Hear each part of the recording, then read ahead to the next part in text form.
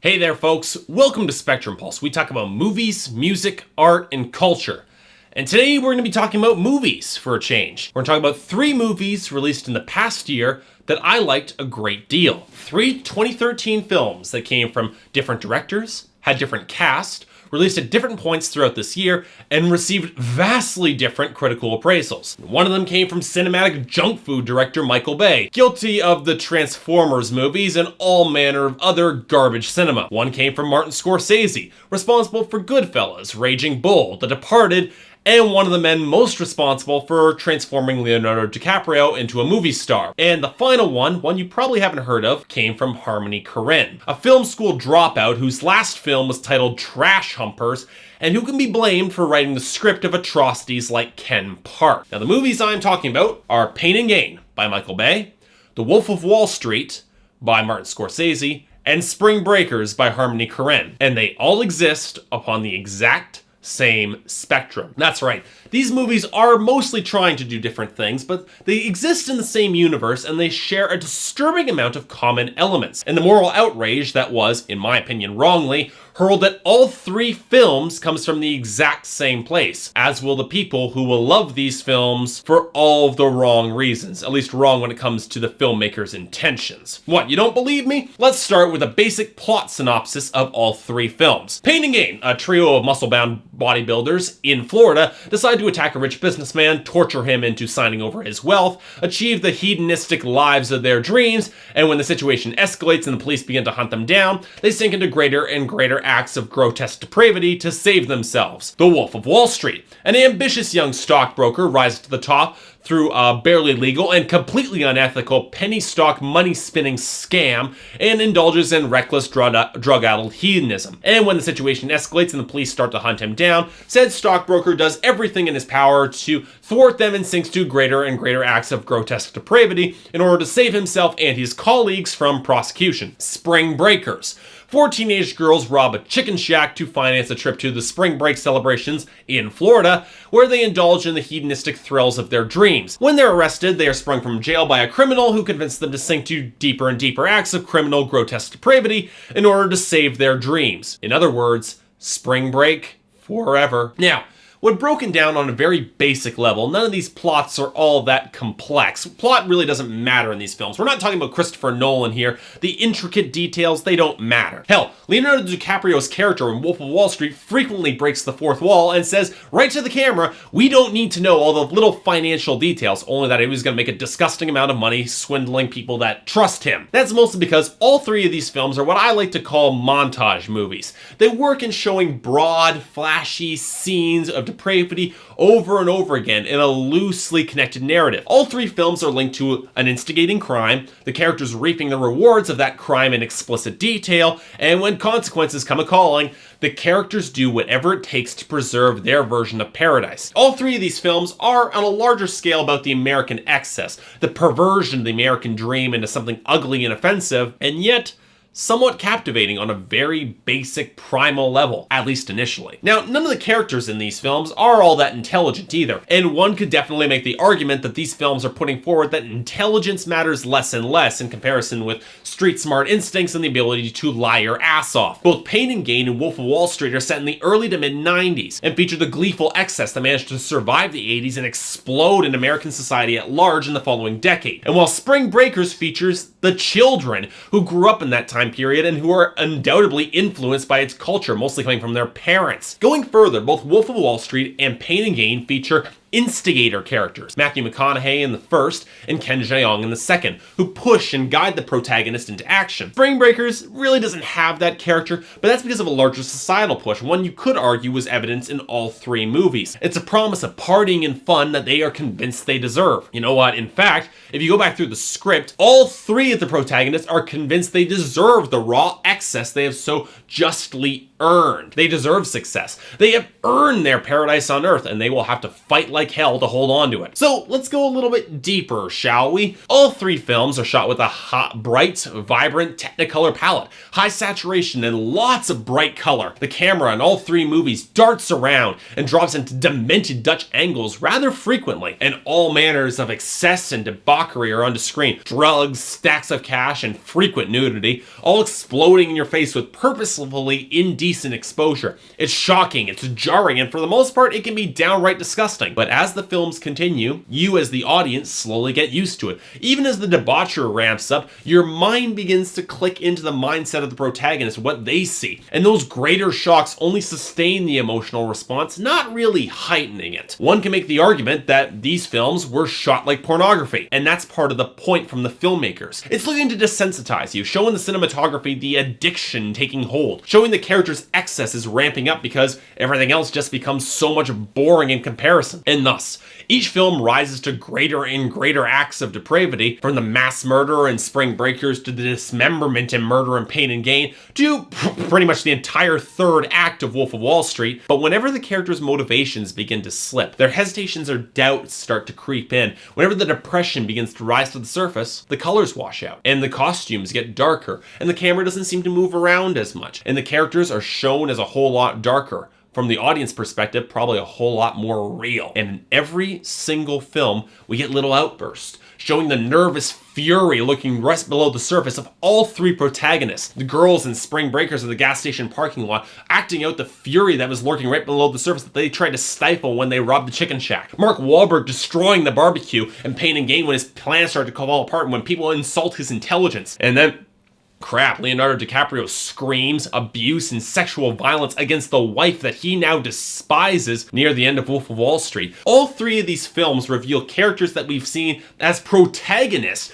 to be both deeply damaged people and damn close to despicable human beings, and that they're capable of so much worse when they're pushed to it. And yet, most people won't see that, and that's due to a problem that all three of these films have, which I like to call the Fight Club problem. Now, this was an issue of David Fincher's direction. He's telling the story of Tyler Durden's anarchistic plan and showing him to be a terrible, morally reprehensible human being who's seeking the downfall of society as a whole, and yet it's filmed in a way that his viewpoint, it looks attractive, or even seductive to those who see something of value in the message that he promotes. And that's why, while critics argued over whether or not the ending twist was something of a cop-out, fight clubs were started all over the country. And in all three of the films we're talking about today, Pain and Gain, Wolf of Wall Street, and Spring Breakers, they all have this problem. To the right audiences, the lifestyles of wealth, excess, and endless sex and drugs, they're gonna seem popular. And Pain and Gain, it's targeting the macho gym scene who are going to see Daniel Lugo's message of, I believe in fitness, and they're gonna find it attractive. In Wolf of Wall Street, it's the high-powered business set who are going to see the borderline objectivist pursuit of wealth, and they're going to see it as something that they want to do, and they'll see all the rich consequences of winning that scope of those rewards. And in Spring Breakers, hell, it's my generation and younger, those that pirated Project X and made it the most pirated movie of 2012 and sought to recreate it time and time again. And all three of these movies try to deal with the problem in a similar yet subtly different ways. They try to bring in the outside perspective. Both Pain and Gain and Wolf of Wall Street frequently break the fourth wall, showing the protagonist talking to the audience explicitly to add distance to what's being shown on screen. Pain and Gain actually goes a step further by having all of the characters provide some sort of narration, so be informed just how dumb, deluded, and damn close to evil the entire cast of protagonists really are. However, both these films have the slight problem of having pretty charismatic lead characters who can be pretty damn convincing, all things considered. Spring Breakers does something a little bit similar with Pain and Gain with James Franco's character of Alien, but the film doesn't need to bother with voiceovers simply because relying on his asinine digressions and the cultural expectations we have as a culture about C-list pop rappers obsessed with brands and guns, we don't need to tell the audience that this guy is completely stupid and not worth listening to. And here's where things start to get interesting, because all three of these films are about American culture at large. And now let's ask the questions. How much of Mark Wahlberg's self-esteem rhetoric have we seen parroted in, let's say, say, TED Talks or on Dr. Phil. The lines how to get motivated and get successful. How much of Leonardo DiCaprio's business speeches are rooted in motivational seminars all around the world to this day. And how much of mainstream popular culture has fed the girls of Spring Breakers the story about how Floridian spring break will be glorious and awesome. There's a reason that particular film doesn't need a Mephistophelian figure to tempt the girls into excess. Mainstream popular culture did enough of that all on its own. And yet, there was moral outrage from the public against all three of these films, and it came from the exact same place. Both Pain and Gain and Wolf of Wall Street were based on true stories, but Spring Breakers was damn close to one all the same. The girls were stand-ins for the youth of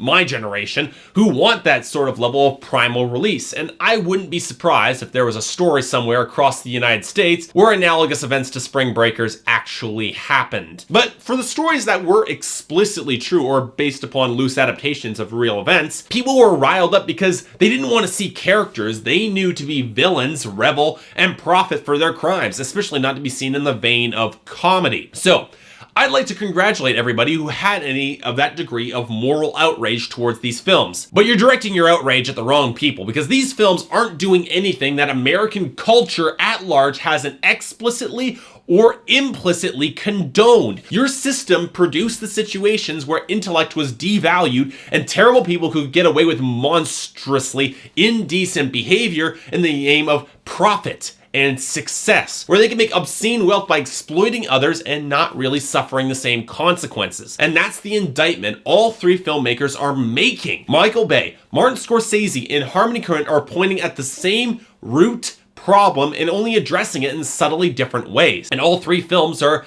somewhat nihilistic in their portrayal of this. None of them are expecting things to get much better anytime soon, not without a serious price to be paid. And in both Pain and Gain and Spring Breakers, that price ends in blood. So let's take a look at, let's say, the White Knight characters. Those of us who are supposed to represent that sane audience perspective that was present in all three films. Both Wolf of Wall Street and Pain and Gain have the law for their brand of consequences, and thus they fall more into the vein of conventional morality tales. This comes from the attitude behind the filmmakers. Michael Bay actively hates the protagonist of Pain and Gain and the filthy, disgusting things that they do. And while he'll put it up all on screen and frame it so that you can see why the characters want all that success and profit, he wants to show that all of what they are doing is wrong. He plays it like a black comedy in the same vein as the late George Carlin's Freak Show or Entropy sketches. Some of us just want to watch the world burn and all the stupid, amoral, lifeless people suffer along with it. In short, Bay is not a subtle filmmaker,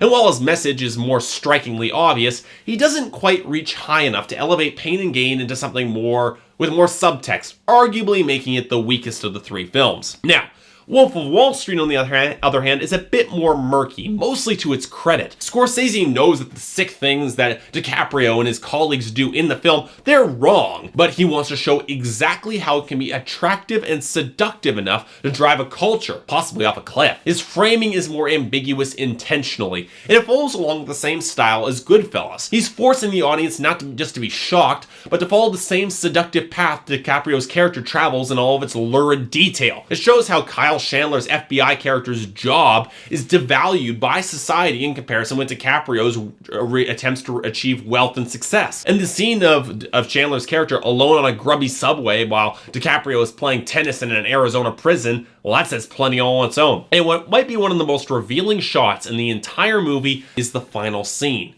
with a group of people waiting to hear DiCaprio speak at a motivational seminar showing how society is still willing to hear words and buy into that American dream of excess and obscene wealth, even if the words are coming from a criminal. And now we have Spring Breakers, but in that film, who's the straight man, I ask you? Who's the audience surrogate, the moral guardian to tell the girls that they're wrong? It certainly isn't the youth minister character early on, because Selena Gomez's character walks away from that. It's not the classroom or education, because the girls walk out of that apparently having learned nothing. And it's not the judge who sentences them, because they walk out of that courtroom to do even worse. Now, you could make the argument that that's James Franco's character of Alien, showing the girls an ideal or giving them something to believe in, but it rapidly becomes apparent that he's not an authority figure or all that intelligent. intelligent, or even much of a predator. He's a naive twit who falls for the girls in the same way they fall for him, mirroring the insecurities and weaknesses of the girls in question. And in the end, he doesn't make it, he dies, and two of the girls complete their own bloody mission on their own and drive off an alien's convertible. And unlike when Selena Gomez or Rachel Corinne's characters leave the movie, the color doesn't wash out. Somehow,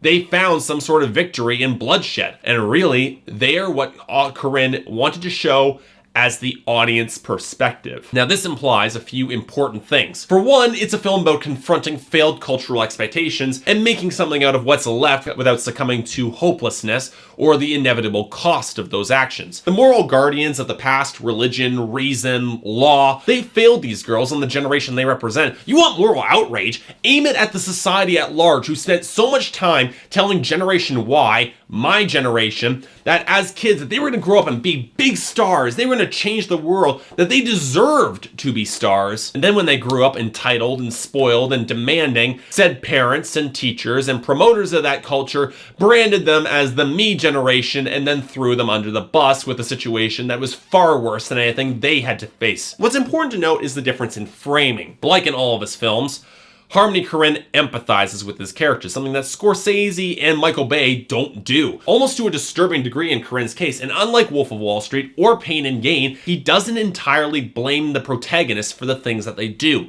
And without a surrogate character to push distance between the protagonist and the audience, he wants the audience of the film to feel the same, which adds a ton of real emotional weight to Spring Breakers, but also unfortunately renders any of his moralistic commentary or sparse comedy that he might make to temper the impact somewhat ineffectual. Look, you can't exactly have it both ways when you paint society's answer to youth's existential crisis and your trial by fire solution in roughly similar lights. That probably is not the best way to frame that solution. So, in the end, we have three very similar films that got very similar brands of moral outrage directed at the filmmakers and will probably cost The Wolf of Wall Street its Oscar, but really that outrage is pointed at the wrong people. All three stories are targeting the increasingly hollow, materialist lie of the American dream and following it up by showing all of the horrific consequences of buying into it without the fading strictures of morality. And every day, whether they be white or blue-collar criminals or a group of teenage girls looking for the life culture at large has promised them, these stories are playing out in some way, shape, or form. Perhaps not on the same scale, but they're there. And while all three films might seem to endorse or indeed glamorize the lifestyles on screen, they show the addictive pathology and dangerous dehumanization that comes